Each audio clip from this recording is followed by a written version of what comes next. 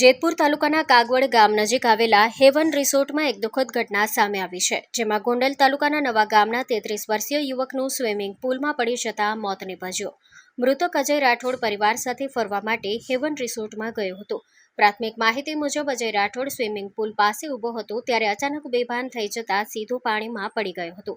આ સમગ્ર ઘટના રિસોર્ટમાં લાગેલા સીસીટીવી કેમેરામાં કેદ થઈ હોવાનું જાણવા મળ્યું છે. ઘટનાની જાણ થતાં જ રિસોર્ટના સ્ટાફે તાત્કાલિક યુવકને પાણીમાંથી બહાર કાઢી સીપીઆર આપવાનો પ્રયાસ કર્યો હતો. ત્યારબાદ ગંભીર હાલતમાં તેને ગોંડલની હોસ્પિટલમાં ખસેડવામાં આવ્યો હતો. હોસ્પિટલમાં ફરજ પરના તબીબોએ તપાસ બાદ યુવકને મૃત જાહેર કર્યો હતો. યુવકના મોતનું ચોક્કસ કારણ જાણવા મૃતદેહને રાજકોટ ફોરેન્સિક પીએમ માટે મોકલવામાં આવ્યો છે. આ બનાવ બાદ પરિવારજનોમાં શોકની લાગણી છવાઈ છે, જ્યારે સમગ્ર વિસ્તારમાં ઘટનાએ ચકચાર મચાવી છે. Story report by Rakesh Pithodiya, Jetpur.